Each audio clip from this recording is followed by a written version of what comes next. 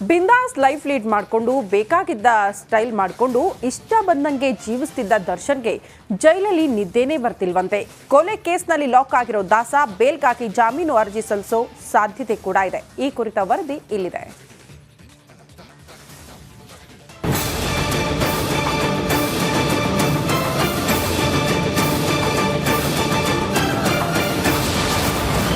ಜೈಲಲ್ಲಿ ಮುದ್ದೆಯೂಟ, ಕಣ್ಣೀರಲ್ಲಿ ಕಾಟೇರ.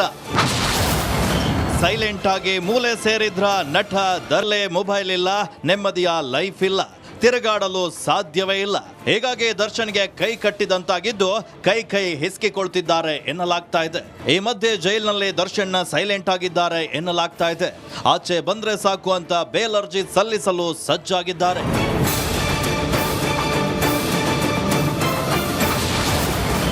ಇಂದು ಜಾಮೀನು ಅರ್ಜಿ ಸಲ್ಲಿಕೆ ಸಾಧ್ಯತೆ.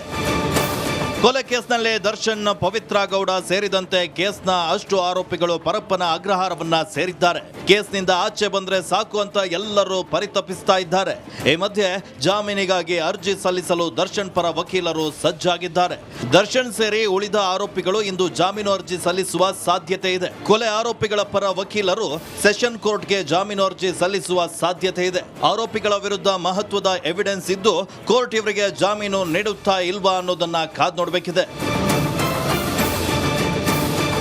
Bureau report, Republic Kannada. H D. Kumaraswamy Channapatna ಕ್ಷೇತ್ರ ಬಿಟ್ಟು ಮಂಡ್ಯಕ್ಕೆ ಹೋಗಿ ಕೇಂದ್ರ ಸಚಿವರಾಗ್ತಾ ಇದ್ದಂತೆ ಕಾಂಗ್ರೆಸ್ ಫುಲ್ ಆಕ್ಟಿವ್ ಆಗಿಬಿಟ್ಟಿದೆ. ಗೊಂಬೆಗಳ ನಾಡನ್ನ ತನ್ನ ವಶ ಮಾಡಿಕೊಳ್ಳುವುದಕ್ಕೆ ಡಿಕೆ ಬ್ರದರ್ಸ್ ರಣತಂತ್ರ ಹೆಣೆದಿದ್ದಾರೆ. ಈ ಕುರಿತ ವರದಿ ಇಲ್ಲಿದೆ.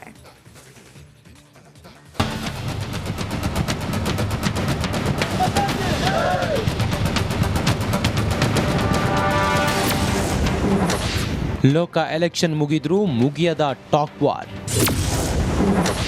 ಡಿಕೆ ವರ್ಸಸ್ ಎಚ್ಡಿಕೆ ಸಮರ. ಚನ್ನಪಟ್ಟಣಕ್ಕಾಗಿ ಗುದ್ದಾಟ. ವಿಧಾನಸಭೆ ಚುನಾವಣೆ ವೇಳೆ ಡಿಕೆ ಎಚ್ಡಿಕೆ ನಡುವೆ ಶುರುವಾದ ವಾಗ್ಯುದ್ಧ ಲೋಕಸಭಾ ಸಮರ ಮುಗಿದ್ರೂ ನಿಂತಿಲ್ಲ. ಚನ್ನಪಟ್ಟಣ ಕ್ಷೇತ್ರ ಬಿಟ್ಟು ಕುಮಾರಸ್ವಾಮಿ ಮಂಡ್ಯಗೆ ಶಿಫ್ಟ್ ಆಗಿ ಕೇಂದ್ರ ಸಚಿವರಾಗ್ತಿದ್ದಂತೆ ಡಿಕೆ ಬ್ರದರ್ಸ್ ಫುಲ್ ಆಕ್ಟಿವ್ ಆಗಿದ್ದಾರೆ. ಚನ್ನಪಟ್ಟಣ ಕ್ಷೇತ್ರವನ್ನು ಕೈವಶ ಮಾಡಿಕೊಳ್ಳಲು ರಣತಂತ್ರ ಹೆಣೆದಿದ್ದಾರೆ.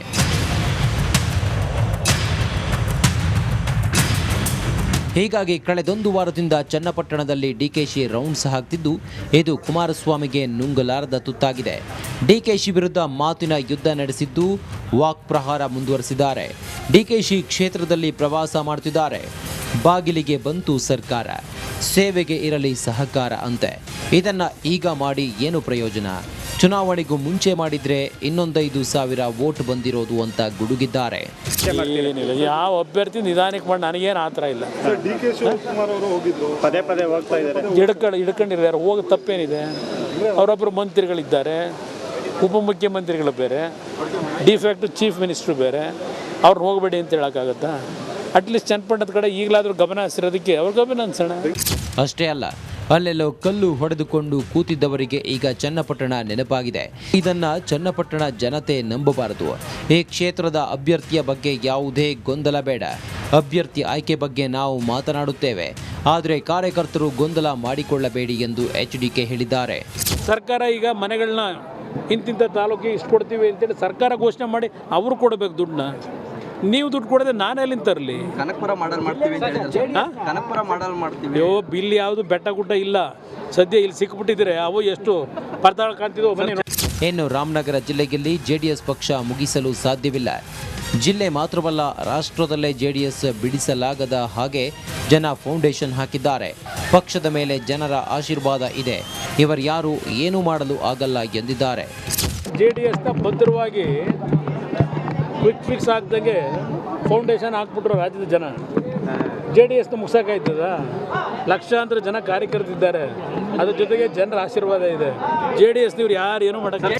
ಡಿಕೆ ಬ್ರದರ್ಸ್ ಚನ್ನಪಟ್ಟಣದಲ್ಲಿ ರೌಂಡ್ಸ್ ಹಾಕ್ತಿರೋದಕ್ಕೆ ಕೆಂಡವಾಗಿರೋ ಎಚ್ಡಿಕೆ ಮಾತಿನ ಸಮರ ನಡೆಸಿದ್ದಾರೆ. ಡಿಕೆಶಿ ಚನ್ನಪಟ್ಟಣ ಪ್ರವಾಸ ಮಾಡಲಿದ್ದು ನಾಳೆ ಜನತಾ ದರ್ಶನ ನಡೆಸಲಿದ್ದಾರೆ. ಈ ಮೂಲಕ ಚನ್ನಪಟ್ಟಣ ಕ್ಷೇತ್ರದ ಜನರ ಮನಸ್ಸು ಗೆಲ್ಲುವ ಪ್ರಯತ್ನ ಮಾಡ್ತಿದ್ದಾರೆ. ಇವರಿಬ್ಬರ ವಾರ್ ಹೇಗೆ ಸಾಗುತ್ತೆ ನೋಡಬೇಕು. Bureau report, Republic Kannada. ಗಣಿನಾಡು ಬಳ್ಳಾರಿಯಲ್ಲಿ ಇದೀಗ ಮತ್ತೆ ಗಣಿದಂಗಲ್ ಶುರುವಾಗ್ಬಿಟ್ಟಿದೆ. ಕೇಂದ್ರ ಸರ್ಕಾರ ಹಾಗೂ ನೂತನ ಕೇಂದ್ರ ಸಚಿವ ಎಚ್.ಡಿ. ಕುಮಾರಸ್ವಾಮಿ ವಿರುದ್ಧ ರಾಜ್ಯ ಸರ್ಕಾರ ಸಮರ ಸಾರಿದ್ದು ಗಣಿಗಾರಿಕೆಗೆ ಅನುಮತಿ ನೀಡದಂತೆ ಪತ್ರ ಬರೆದಿದೆ. ಈ ಕುರಿತ ವರದಿ ಇಲ್ಲಿದೆ.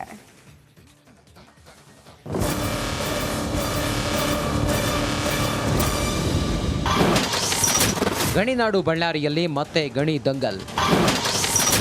ದೇವದಾರಿ ಬೆಟ್ಟದಲ್ಲಿ ಅದಿರು ಗಣಿಗಾರಿಕೆಗೆ ತಡೆ. ಕೇಂದ್ರ ಸಚಿವ ಎಚ್.ಡಿ.ಕೆ ವರ್ಸಸ್ ರಾಜ್ಯ ಸರ್ಕಾರ. 401.576 ಹೆಕ್ಟೇರ್ ಜಮೀನು ಹಸ್ತಾಂತರ ಮಾಡಬಾರದು ಅನ್ನುವಂಥ ಒಂದು ಆದೇಶವನ್ನು ಕೊಟ್ಟಿದೆ.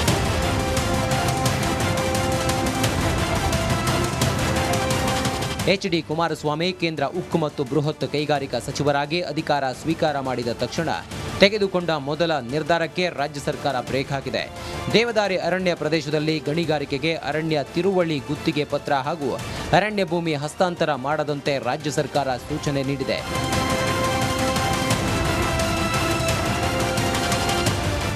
ಬೆಂಗಳೂರಿನ ಕುದುರೆಮುಖ ಕಬ್ಬಿಣದ ಅದಿರು ಕಂಪನಿಯ ಸಂಸ್ಥೆಯು ಬಳ್ಳಾರಿ ಜಿಲ್ಲೆ ಸಂಡೂರು ತಾಲೂಕಿನ ಸ್ವಾಮಿಮಲೈ ಬ್ಲಾಕ್ನ ದೇವದಾರಿ ಹಿಲ್ ಪ್ರದೇಶದಲ್ಲಿರುವ ಅರಣ್ಯ ಪ್ರದೇಶದಲ್ಲಿ ಗಣಿಗಾರಿಕೆ ಮಾಡಲು ಅನುಮತಿ ಪಡೆದಿತ್ತು.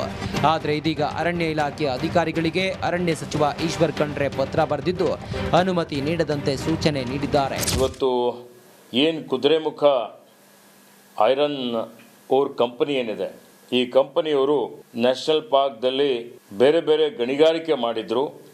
ಅದರಲ್ಲಿ ಅರಣ್ಯ ಇಲಾಖೆಗೆ ಅವ್ರ ಮೇಲೆ ಇವತ್ತಿನ್ನೂ ಫೈನ್ ಹಣ ಏನಿದೆ ಅವರು ಕಟ್ಟಬೇಕಾಗಿದೆ ಅನ್ನೋಂಥದ್ದು, ಮತ್ತು ಅನೇಕ ಉಲ್ಲಂಘನೆಗಳು ಮಾಡಿದ್ದು, ಆ ಉಲ್ಲಂಘನೆಗಳನ್ನು ಕೆಲವೊಂದು ಷರತ್ತುಗಳನ್ನು ಅವರು ಪೂರೈಕೆ ಮಾಡಬೇಕು ಅನ್ನುವಂಥ ಒಂದು ಷರತ್ತಿದೆ. ಹೀಗಾಗಿ ನನ್ನ ಗಮನಕ್ಕೆ ಬಂದ ಮೇಲೆ ನಾನು ಆ ಷರತ್ತುಗಳನ್ನು ಪೂರೈಸುವವರೆಗೆ ಇವತ್ತು ಅರಣ್ಯ ನಮ್ಮದೇನು ಜಮೀನಿದೆ 401 ಹೆಕ್ಟರ್, ಇವತ್ತು ಆ ಜಮೀನು ಅವರಿಗೆ ಗಣಿಗಾರಿಕೆ ಮಾಡಲಿಕ್ಕೆ 401.576 ಹೆಕ್ಟರ್ ಜಮೀನು ಹಸ್ತಾಂತರ ಮಾಡಬಾರದು ಅನ್ನುವಂಥ ಒಂದು ಆದೇಶವನ್ನು ಕೊಟ್ಟಿದೆ. ಈ ಸಂಸ್ಥೆಯು ಕುದುರೆಮುಖ ರಾಷ್ಟ್ರೀಯ ಉದ್ಯಾನವನ ವ್ಯಾಪ್ತಿಯಲ್ಲಿ ಈ ಹಿಂದೆ ನಡೆದ ಗಣಿಗಾರಿಕೆಯಲ್ಲಿ ಅರಣ್ಯ ಕಾಯ್ದೆ ಉಲ್ಲಂಘನೆ ಮಾಡಿದೆ. ಸಿಇಸಿಯು ನೀಡಿರುವ ನಿರ್ದೇಶನಗಳನ್ನು ನಿಗದಿತ ಕಾಲಮಿತಿಯಲ್ಲಿ ಸಂಪೂರ್ಣಗೊಳಿಸಿಲ್ಲ ಎಂದು ಕಾರಣ ತಿಳಿಸಿದೆ. ಈ ಮಧ್ಯೆ ಮಾತನಾಡಿದ ಸಚಿವ ಪ್ರಿಯಾಂಕ್ ಖರ್ಗೆ ಪರಿಸರ ಇಲಾಖೆ ಕ್ಲಿಯರೆನ್ಸ್ ಬೇಕು ಎಂದು ಹೇಳಿದರು. ಪರಿಸರದ ಅದು ಎನ್ವೈರ್ಮೆಂಟ್ ಇಂಪ್ಯಾಕ್ಟ್ ಅಸೆಸ್ಮೆಂಟ್ ಪ್ರಕಾರ ನಾನು ಸಾಕಷ್ಟು ಚರ್ಚೆಗಳಾಗಬೇಕಾಗಿದೆ, ಅರಿಯರ್ಸ್ ಕ್ಲಿಯರ್ ಮಾಡಬೇಕಾಗಿದೆ, ಮತ್ತು ಸುಮಾರು 1 ಲಕ್ಷ ಅಲ್ಲಿ ಮರಗಳ ಹಾನಿ ಆಗುತ್ತೆ, ಅದ್ರ ಬಗ್ಗೆನೂ ಸವಿಸ್ತಾರವಾಗಿ ಇಂಪ್ಯಾಕ್ಟ್ ಅಸೆಸ್ಮೆಂಟ್ ಆಗಿಲ್ಲ ಅಂತ ಪರಿಸರವಾದಿಗಳು ಹೇಳ್ತಾ ಇದ್ದಾರೆ. ಸೊ ಅದೇನೇ ಇದ್ರೂ ಕೂಡ ನಾವು ಬ್ಯಾಲೆನ್ಸ್ ಮಾಡಬೇಕಾಗುತ್ತೆ. ಒಂದು ಪರಿಸರವನ್ನು ಕಾಪಾಡಬೇಕಾಗ್ತದೆ ಮತ್ತು ಬಂಡವಾಳಗಳನ್ನು ಕೂಡ ತರಬೇಕಾಗ್ತದೆ. ಹೀಗಾಗಿ KIOCL ಸಂಸ್ಥೆಯು ಸಿಇಸಿ ನಿರ್ದೇಶನಗಳನ್ನು ಅನುಷ್ಠಾನಗೊಳಿಸುವವರೆಗೆ ಆ ಸಂಸ್ಥೆಗೆ ದೇವದಾರಿ ಹಿಲ್ ಪ್ರದೇಶದಲ್ಲಿ ಗಣಿಗಾರಿಕೆಗಾಗಿ ನೀಡಲಾಗಿರುವ ಅರಣ್ಯ ತಿರುವಳಿಯನ್ನು ಅನುಷ್ಠಾನಗೊಳಿಸದಂತೆ ಅರಣ್ಯ ತಿರುವಳಿ ಗುತ್ತಿಗೆ ಪತ್ರ ನೀಡಬಾರದು ಹಾಗೂ ಅರಣ್ಯ ಭೂಮಿ ಹಸ್ತಾಂತರಿಸಬಾರದು ಎಂದು ಅರಣ್ಯ ಇಲಾಖೆ ಅಧಿಕಾರಿಗಳಿಗೆ ಸೂಚನೆ ನೀಡಿದ್ದಾರೆ. Bureau report, Republic Kannada, Bengaluru. ಶಿವಮೊಗ್ಗದಲ್ಲಿ ಗಾಂಜಾ ಘಾಟು ಜೋರಾಗಿದೆ. ಇದರ ವಿರುದ್ಧ ಪೊಲೀಸ್ ಇಲಾಖೆ ಸಮರ ಸಾರಿದ್ದು ಗಾಂಜಾ ರಫ್ತಿನ ಬುಡಕ್ಕೆ ಕೈ ಹಾಕುವ ಕೆಲಸ ಮಾಡಿದ್ದಾರೆ. ಭರ್ಜರಿ ಕಾರ್ಯಾಚರಣೆ ನಡೆಸಿ ಹೆಡೆಮುರಿ ಕಟ್ಟಿದ್ದಾರೆ. ಈ ಕುರಿತ ಸ್ಪೆಷಲ್ ರಿಪೋರ್ಟ್ ಇಲ್ಲಿದೆ.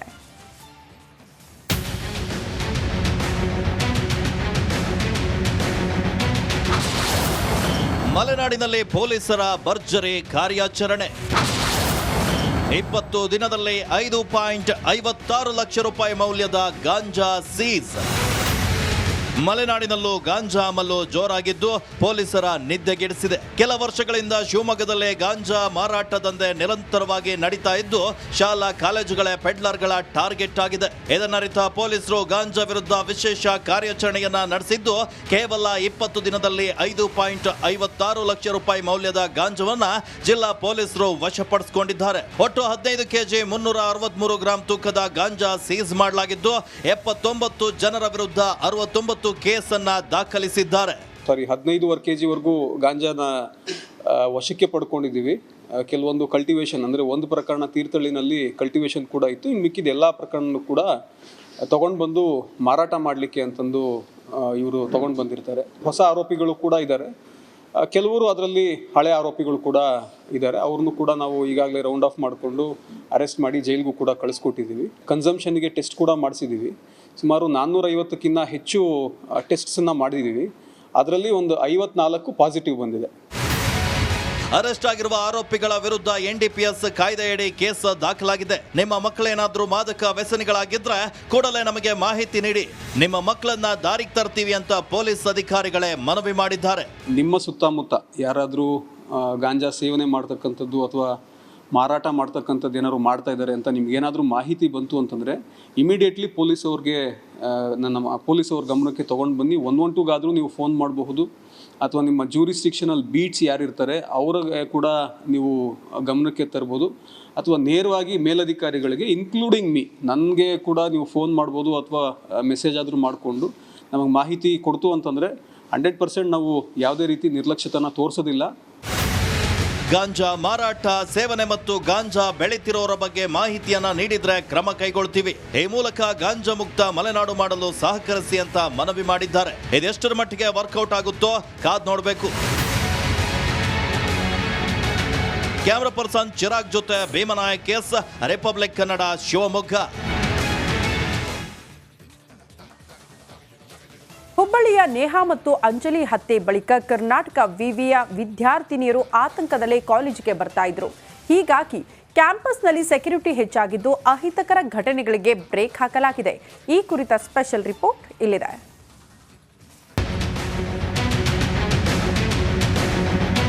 ಧಾರವಾಡದ ಕರ್ನಾಟಕ ವಿಶ್ವವಿದ್ಯಾಲಯದಲ್ಲಿ ಕಳೆದ ಮೇ 14ರ ಮಧ್ಯಾಹ್ನ ವಿದ್ಯಾರ್ಥಿನಿಯರಿಗೆ ತೊಂದರೆಯಾಗ್ತಾ ಇತ್ತು.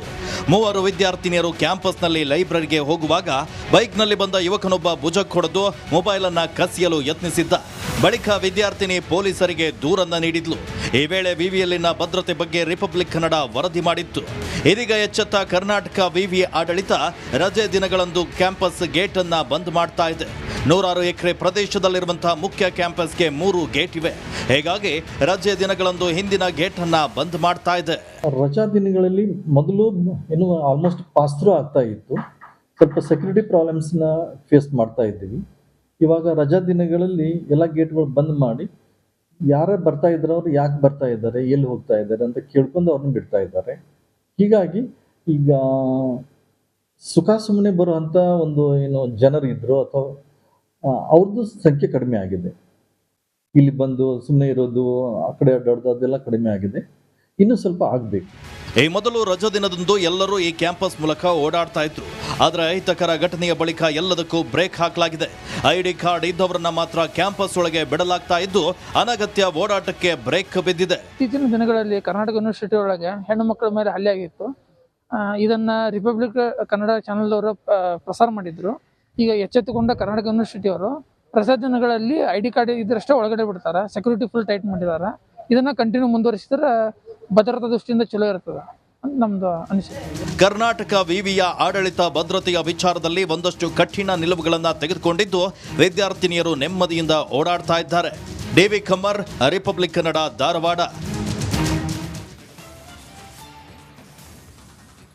ಬಳ್ಳಾರಿ ಜಿಲ್ಲೆಯಲ್ಲಿ ಗಣಿಬಾಧಿತ ಪ್ರದೇಶಗಳ ಅಭಿವೃದ್ಧಿ ವಿಚಾರದಲ್ಲಿ ಗೊಂದಲ ಪ್ರಾರಂಭವಾಗಿದೆ.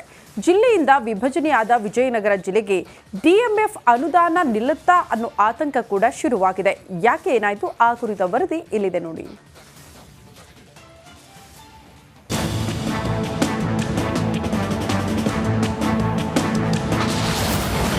DMF ಅನುದಾನಕ್ಕೆ ಕೊಕ್ಕೆ ಹಾಕುತ್ತಾ ಸರ್ಕಾರ. ಅನುದಾನ ವಿಚಾರದಲ್ಲಿ ಸಿಎಂಗೆ ಶಾಸಕರ ಪತ್ರ.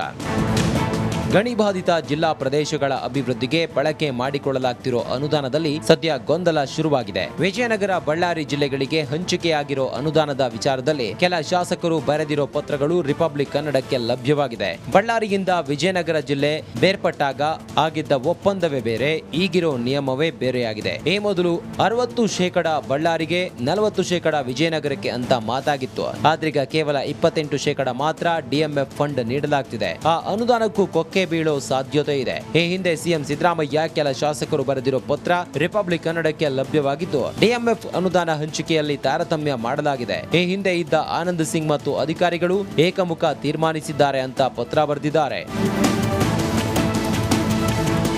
ಈ ಬಗ್ಗೆ ಪ್ರತಿಕ್ರಿಯಿಸಿರೋ ಸಿಎಂ ಸಿದ್ದರಾಮಯ್ಯ ವಿಜಯನಗರಕ್ಕೆ ಡಿಎಂಎಫ್ ಅನುದಾನ ಅಬಾಧಿತ ಎಂದಿದ್ದಾರೆ. ಇದೇ ವೇಳೆ ಖನಿಜ ಇಲಾಖೆ ಕಾರ್ಯದರ್ಶಿಗೆ ಫೋನ್ ಹಾಯಿಸಿ ಕೂಡಲೇ ಬಾಕಿ ಇರುವ 218 ಕೋಟಿ ಡಿಎಂಎಫ್ ಅನುದಾನ ಬಿಡುಗಡೆ ಮಾಡಬೇಕು, ಪ್ರತಿ ವರ್ಷ ಈ ಅನುದಾನ ಹಂಚಿಕೆ ಆಗಬೇಕು, ವಿಜಯನಗರಕ್ಕೆ ಶೇಕಡ 28 ಡಿಎಂಎಫ್ ಪಾಲಿದೆ, ಶೇಕಡ 72 ಬಳ್ಳಾರಿಗಿದೆ, ಇದರಲ್ಲಿ ಕೊರತೆ ಉಂಟಾಗದಂತೆ ಸಿಎಂ ಸೂಚಿಸಿದ್ರು. ಅದನ್ನೇ ಹೇಳಿದ್ದೀನಿ, ಸೆಕ್ರೆಟರಿಗೆ ಮಾತಾಡಿದೆ, ಈಗ ಇಲ್ಲಿ ಮಾತಾಡಿದೆ. ಯಾಕಂತಂದ್ರೆ ಇವ್ರಿಗೆ ಸುಮಾರು 218 ಕೋಟಿ ಬರಬೇಕು ಅಂತ ಹೇಳ್ತಾ ಇದ್ದಾರೆ. ಅವರು ಬಳ್ಳಾರಿಯವರು ಅಷ್ಟು ಕೊಡಬೇಕಾಗಿಲ್ಲ ಅಂತ ಹೇಳ್ತಾರೆ. ಅದಕ್ಕೆ ಸ್ಟೇಟ್ ಲೆವೆಲ್ನಲ್ಲಿ ಕೂತ್ಕೊಂಡು ಮಾಡಿ ಕೆಲಸ ಮಾಡ್ತಾರೆ. ಡಿಎಂಎಫ್ ಅನುದಾನದಲ್ಲಿ ತಾರತಮ್ಯ ಆಗ್ತಿದೆ ಅಥವಾ ಅನುದಾನಕ್ಕೆ ಕೊಕ್ಕೆ ಬೀಳುತ್ತಾ ಅನ್ನೋ ಜಿಲ್ಲೆಯ ಜನರ ಟೆನ್ಷನ್ ಸದ್ಯಕ್ಕೆ ದೂರವಾಗಿದೆ. ಕೆ ಸುರೇಶ್ ಚೌಹಾಣ್, ರಿಪಬ್ಲಿಕ್ ಕನ್ನಡ, ವಿಜಯನಗರ.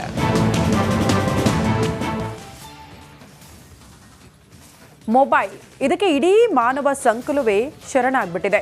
ಊಟ ನಿದ್ದೆ ಇಲ್ಲದಿದ್ರೂ ಪರವಾಗಿಲ್ಲ, ಮೊಬೈಲ್ ಇಲ್ಲದೆ ಒಂದು ಕ್ಷಣವೂ ಜನ ಇರಲ್ಲ. ಹೀಗಿರುವಾಗ ಕಳೆದು ಹೋದ ಮೊಬೈಲ್ ಮತ್ತೆ ಸಿಕ್ಕರೆ ಹೇಗಿರುತ್ತೆ ನೀವೇ ನೋಡಿ.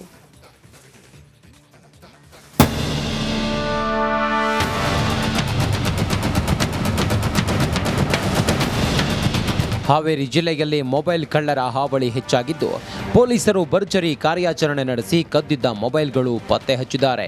ಜಿಲ್ಲೆಯಲ್ಲಿ ಮೊಬೈಲ್ ಕಳ್ಳರ ಹಾವಳಿಗೆ ಜನ ರೋಸಿ ಹೋಗಿದ್ರು.